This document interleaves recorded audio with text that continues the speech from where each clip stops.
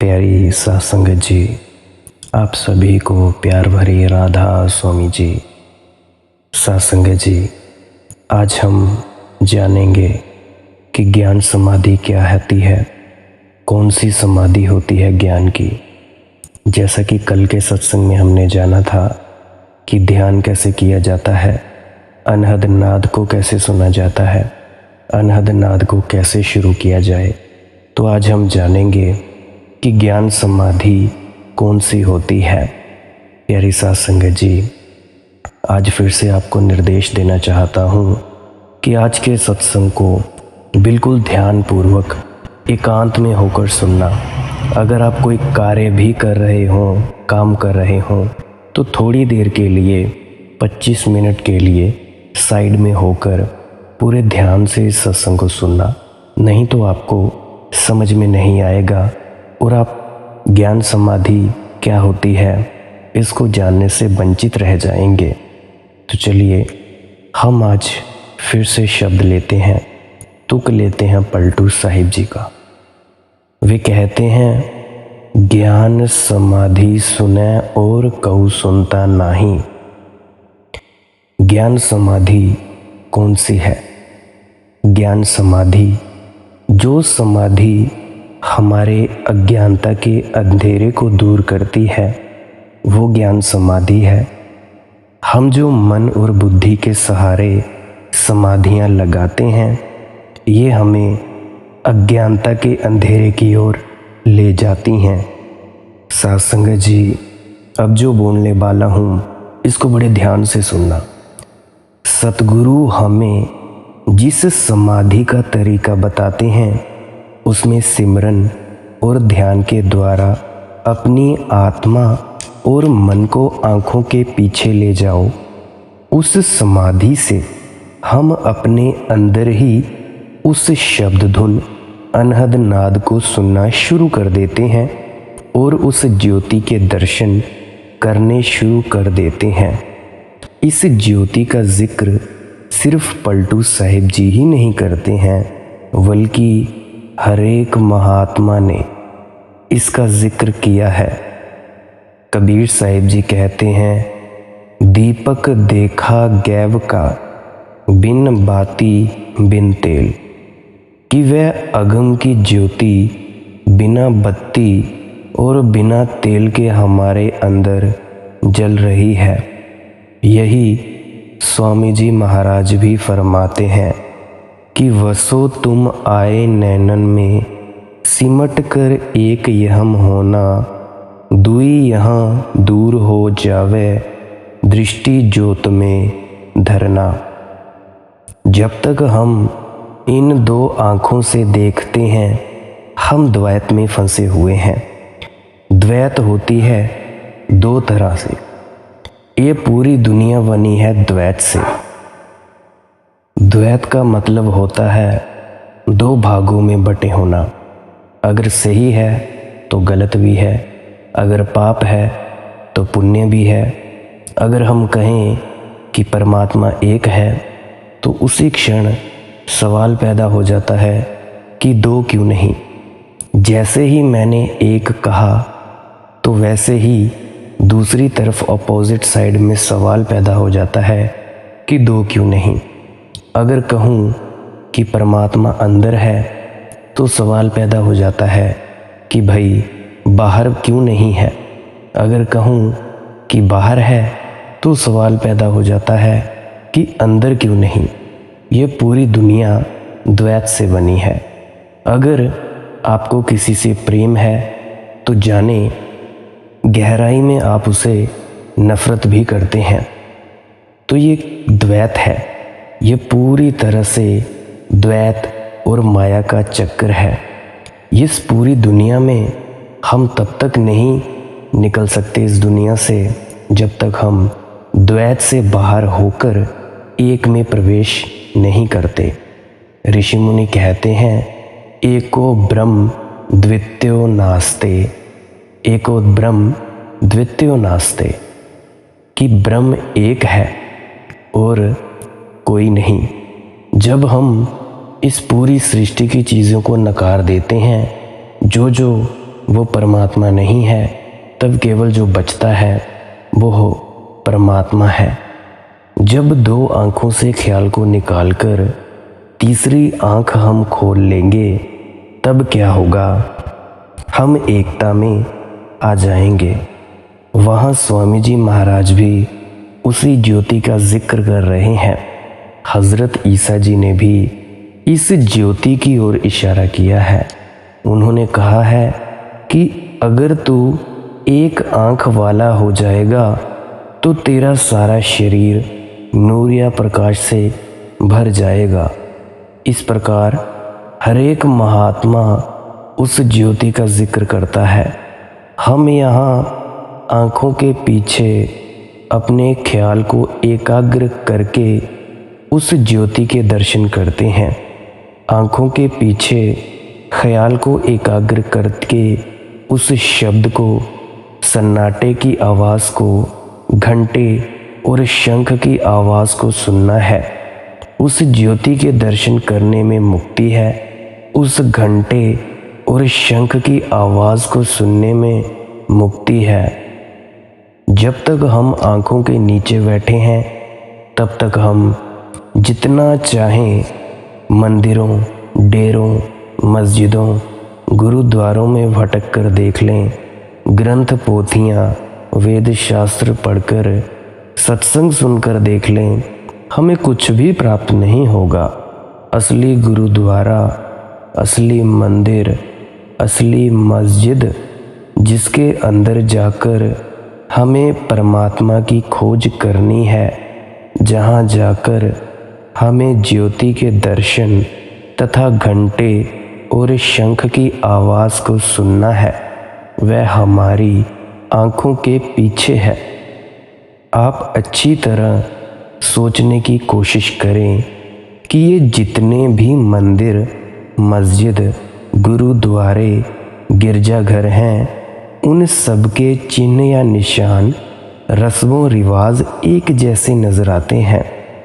किसी मंदिर में चले जाएं, सबसे पहले उसके मेहराब या तोरण में घंटा लगा हुआ मिलेगा। द्वार पर उस घंटे को बजाकर हम मंदिर के अंदर जाते हैं। लगभग हर एक मंदिर के अंदर ज्योति जलाई जाती है। किसी गुरुद्वारे में जाएं, वहाँ भी घंटे और शंख बजाए जाते हैं, ज्योति जलाई जाती है।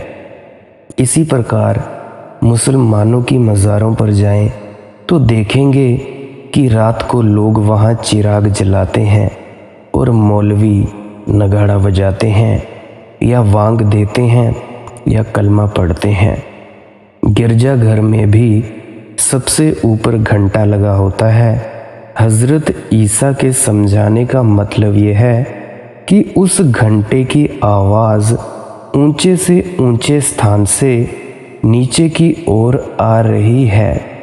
गिरजाघर में मोमबत्तियां जलाई जाती हैं। इसी प्रकार बौद्ध मंदिरों में भी घंटे और शंख को ज़ोर ज़ोर से बजाया जाता है और अंदर ज्योतियाँ, अगरबत्तियाँ जलाई जाती हैं, जिसे अखंड ज्योति कहते हैं और जिसे 24 घंटे जलाए रखते हैं। पर अखंड ज्योति तो वही है जो हमेशा जलती रहे।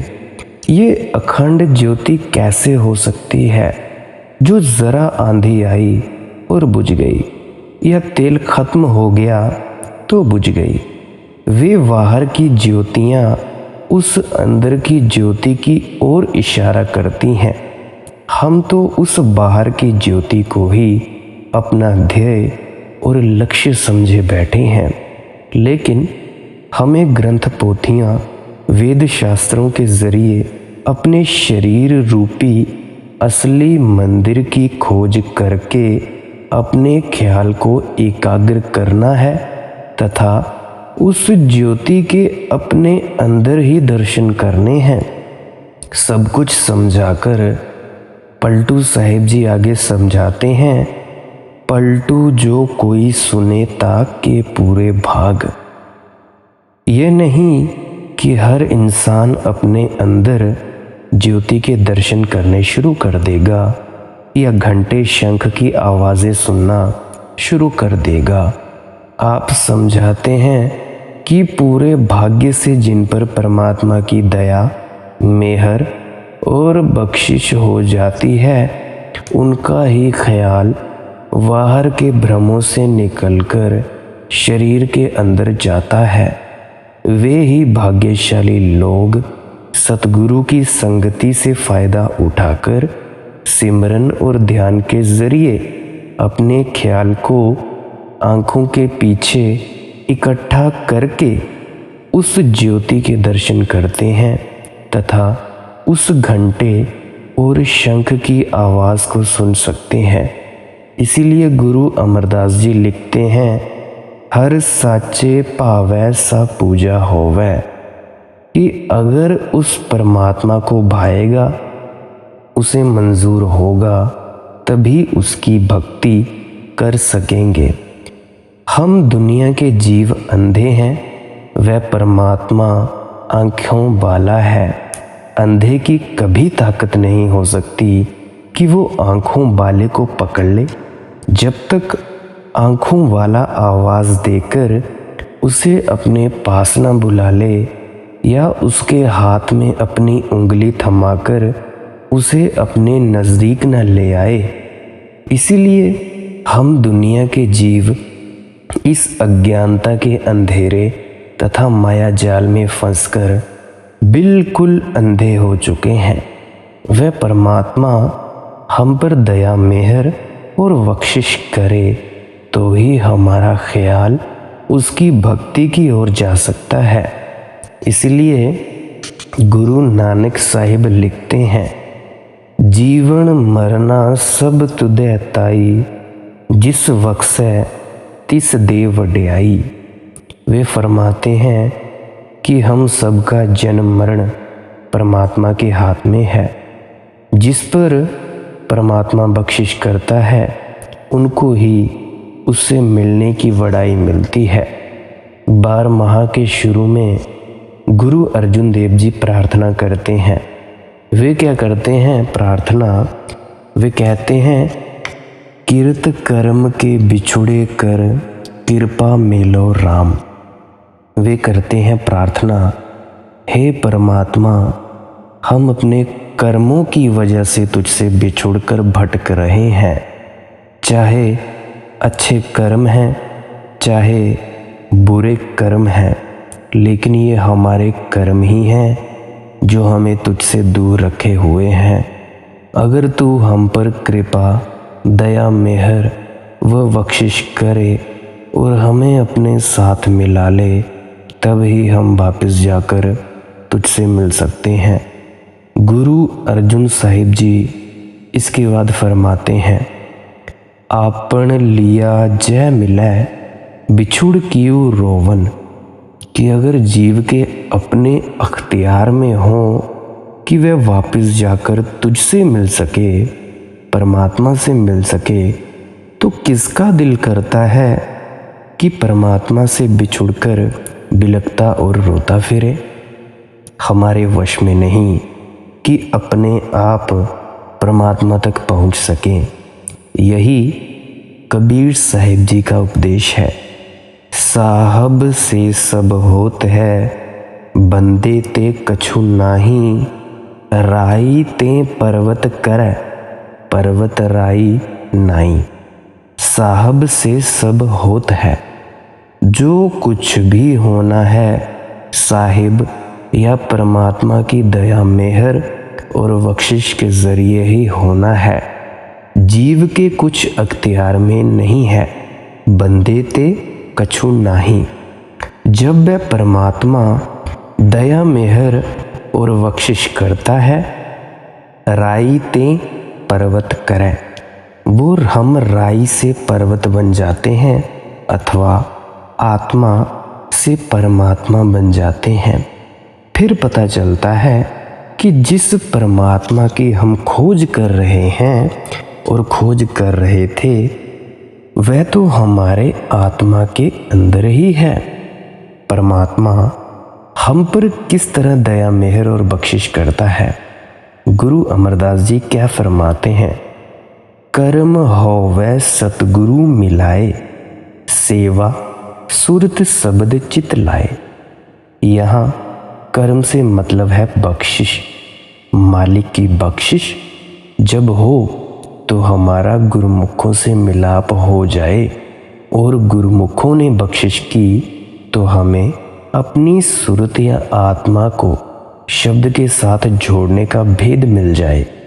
जब हम सुरत शब्द का अभ्यास करते हैं, हमारे अंदर से दुनिया का मोह या प्यार निकल जाता है।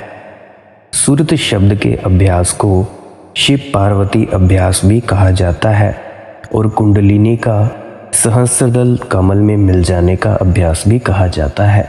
अलग अलग भाषाएं हैं, पर सहज योग में इसको सुरत शब्द का अभ्यास कहते हैं। परमात्मा के साथ हमारा मोह या प्यार पैदा हो जाता है इससे। गुरु अमरदास जी तो परमात्मा के लिए यहाँ तक कहते हैं, खोटे खरे तुद आप उपाए, तुद आपे परखै लोक सवाए। कि खरे परख खजाने पाइए, खोटे परम पुलावणिया। कि हे परमात्मा, सब दुनिया के जीवों को तूने खुद पैदा किया है। खोटे भी तूने पैदा किए हैं, खरे भी तूने पैदा किए हैं, और तू खुद ही उन्हें परखने बैठ गया है कि खोटे कौन से हैं और खरे कौन से हैं। जिनको तू परख के काबिल बना लेता है, वे वापस जाकर तुझसे मिल जाते हैं। जिनको तू परख के काबिल नहीं बनाता, वे खोटे ही रह जाते हैं। पलटू जो कोई सुनेता के पूरे पाग, उल्टा कुआ गवन में तिस में जरा चिराग। वे बड़े खुशकिस्मत जीव हैं, भाग्यशाली जीव हैं, जो परमात्मा की दया मेहर बख्शिश के द्वारा अपने अंदर उस ज्योति के दर्शन करते हैं, उस घंटे और शंख की आवाज़ को सुनते हैं, अनाहद नाद को सुनते हैं। इस शब्द में पलटू साहिब जी ने बड़ी अच्छी तरह समझाया है कि हमें क्यों परमात्मा की खोज या भक्ति करनी है, और इस देह या शरीर के अंदर जाकर किस प्रकार परमात्मा को प्राप्त करना है। पर परमात्मा को प्राप्त करने में सबसे बड़ी रुकावट कौन सी है? वो रुकावट है हमारे मन की। ये मन जो हमारे रास्ते में रुकावट बनकर बैठा है, ये कहीं बाहर नहीं है, हमारे शरीर या हमारी वजूद के अंदर ही है। हमारी आत्मा और परमात्मा के बीच में अगर कोई रुकावट है तो वो हमारे मन की रुकावट है। समाधि में जाने से कोई अगर हमें रोकता है तो वो हमारा मन है। ये हमारा मन ही है जो हमें इन जितनी भी इंद्रियां हैं इनके भोगों में फंसाता है, विषय विकारों शराबों कबाबों में उलझा देता है। आप देखें, आपकी आंखें सुंदर सुंदर चीज़ें देखने को ललचाती हैं, आपका नाक बहुत ही खुशबूदार चीज़ों को सूंघने में ललचाता है, आपके कान बहुत सी अच्छी बुरी बातों को सुनने में ललचाते हैं, आपकी जिब्या आपकी जीभ बहुत से सुंदर सुंदर पकवान खाने को ललचाती है। और नीचे इंद्रियां आपकी, ये इंद्रियां काम वासना पैदा करती हैं और काम में जाने को आतुर होती हैं। जब हम इन चीज़ों में फंसते हैं तो इन चीज़ों में फंसकर हम हमेशा अपनी मंजिल से दूर रहते हैं। ये मन ही है जिसके अधीन होकर पूरी दुनिया के देश जितने भी हैं भाई भाई दुश्मन हैं, कौमें दुश्मन हैं। कोई हिंदू मुसलमान कर रहा है, कोई यूक्रेन रशिया कर रहा है, कोई कुछ तो कोई कुछ।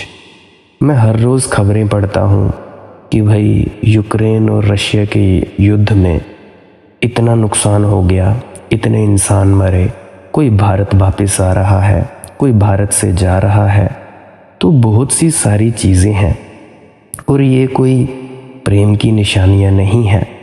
और मैं रोज़ देखता हूँ कि किस तरह मन के पीछे लगकर हम रोज़ एक दूसरे को मारने और बेईमानी करने के लिए आतुर होते जा रहे हैं। और ये हम सबसे कौन करवाता है? ये करवाता है हमारा मन। जब तक हमारे रास्ते से मन की रुकावट दूर नहीं होती, तब तक चाहे कोई कितने ही उपाय कर ले, आत्मा हमारी कभी पवित्र नहीं हो सकती। हुजूर महाराज जी का एक कथन याद आ रहा है मुझे। वे बड़ी सुंदर मिसाल देकर समझाया करते थे कि पुराने खंडहरों के नीचे कई बार खजाना भी पाया जाता है, और जहाँ ऐसा खजाना होता है वहाँ सांप तो होते ही हैं उसकी चौकीदारी में। जब हम उस खजाने को प्राप्त करने के लिए जाते हैं तो सांप हमारे सामने फन फैलाकर खड़ा हो जाता है। जब तक वह सांप पकड़ा नहीं जाता, हम उस खजाने को प्राप्त नहीं कर सकते। इसी प्रकार वो परमात्मा हम सबके अंदर बैठा है, लेकिन हमारा मन रूपी सांप उसकी चौकीदारी कर रहा है। जब हमारा ख्याल परमात्मा की भक्ति की ओर जाता है तो मन क्या करता है? कभी हमें काम में फंसा देता है, कभी हमें गुस्से में फंसा देता है, तो कभी हमें अहंकार में फंसा देता है। जब हम ध्यान में बैठते हैं कभी हमें प्यास लग जाती है, कभी हम पेशाब जाने लगते हैं, तो कभी हम फ़ोन को छेड़ने लग जाते हैं। तो तरह तरह की बीमारियां पैदा करता है मन।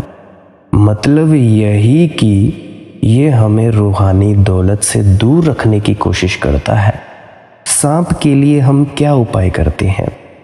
हम सपेरों को बुला सकते हैं, वो बीन बजाता है।